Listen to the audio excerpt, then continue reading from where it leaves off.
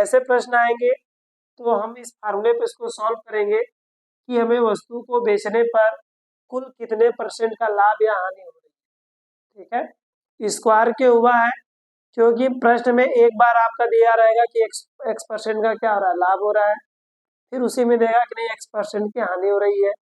तो अब जानते हैं x% का मतलब, x% का मतलब होगा 100 में से, तो यदि पहले में x% का लाभ हो रहा है तो x बटे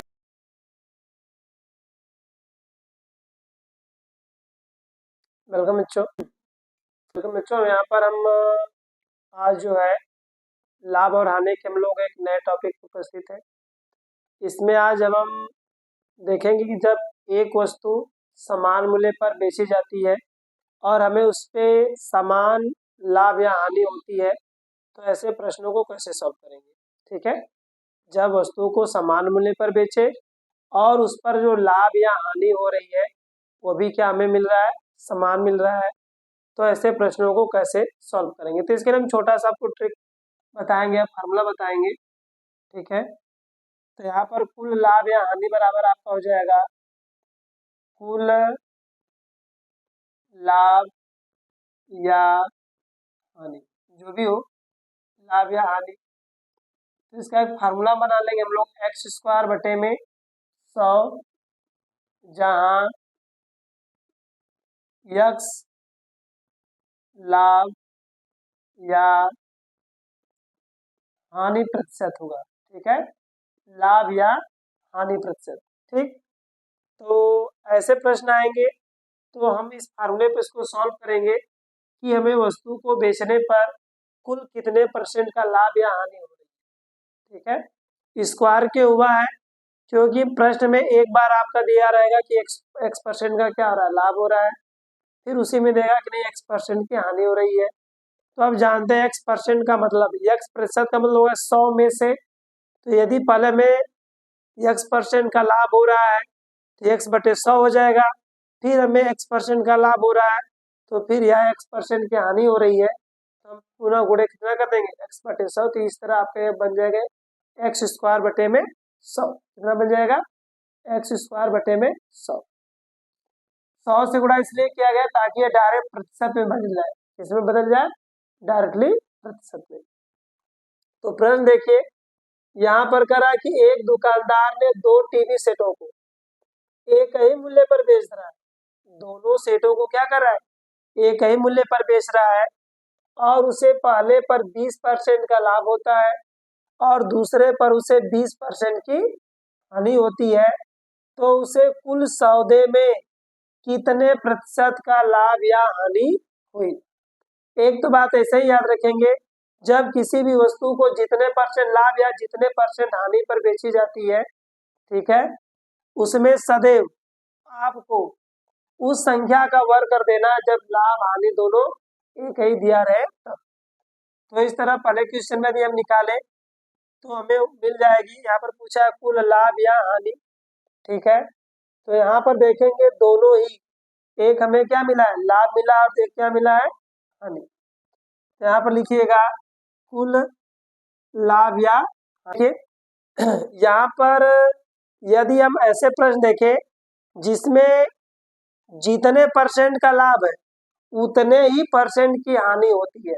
ठीक है, जितने % का हमें लाभ मिल रहा है यदि उतने ही % की हानि हो रही है तो ऐसे सौदे में सदैव हानि होती है, कभी भी लाभ नहीं मिलेगा आपको। ठीक है, यदि मान लीजिए कोई वस्तु, 2 वस्तुएं समान लाभ हानि पर बेचते हैं तो जितने % का हमें लाभ हो रहा है उतने ही % की हानि भी हो रही है, तो ऐसे प्रश्न में सदैव हानि होती है, कभी भी लाभ हमें नहीं मिलेगा। ठीक है, और यह लाभ या हानि, यह में जो भी लाभ या हानि होगा वह दोनों के वर्गमूल, मतलब ये यहाँ पर जैसे देख लीजिए, इस टीवी को, इस जो दुकानदार है 2 टीवी सेटों को समान मूल्य पर अर्थात 20% लाभ पर और एक को 20% हानि पर बेचता है, तो ऐसे सौदे में एक लाभ और एक हानि है, तो इसमें सदैव हानि होगी, क्या होगी, सदैव हानि होगी, कभी भी इसमें लाभ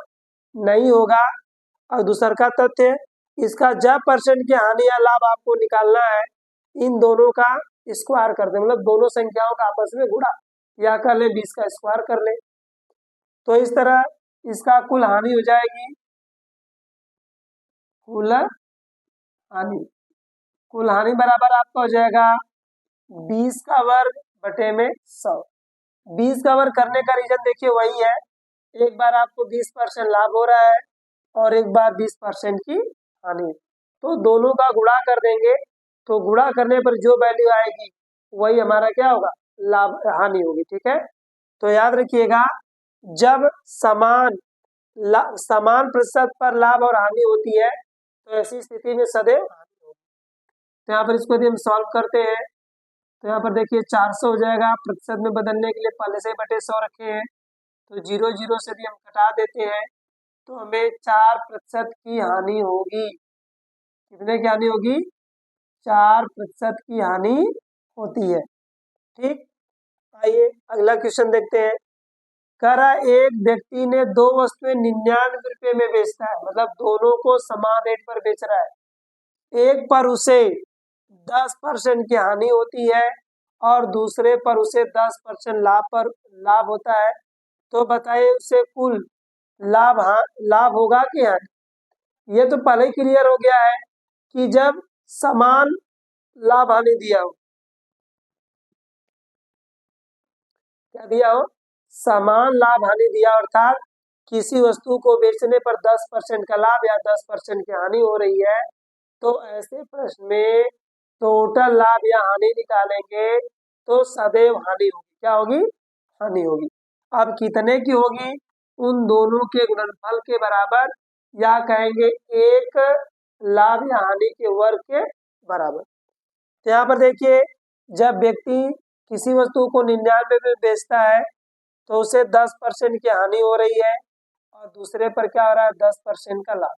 तो यहाँ पर सीधे सीधे एक कुल हानि निकाल लीजिएगा, कुल हानि, तो हमें करना क्या है, 10 का वर्ग, एक लाभ या हानि ले लेंगे उसका वर्ग करेंगे, बटे में हम कितना कर देंगे, 100 कर देंगे। एक लाभ या हानि इसमें से लेंगे क्योंकि दोनों राशि एक समान होती है, तो चाहे लाभ ले लीजिए चाहे हानि ले लीजिए, तो उसका वर्ग हो जाएगा बटे में 100।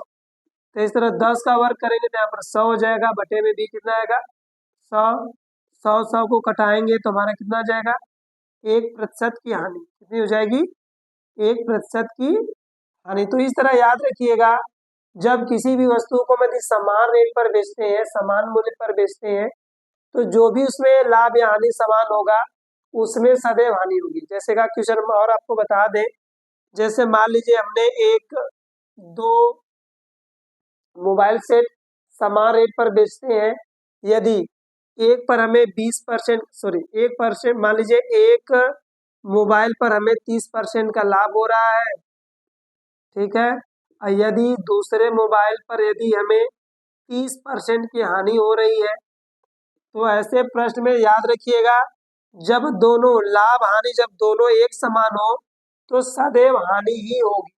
सदैव क्या होगी, हानि। कितने की होगी हानि, यहाँ पर आप लिख सकते हैं हानि बराबर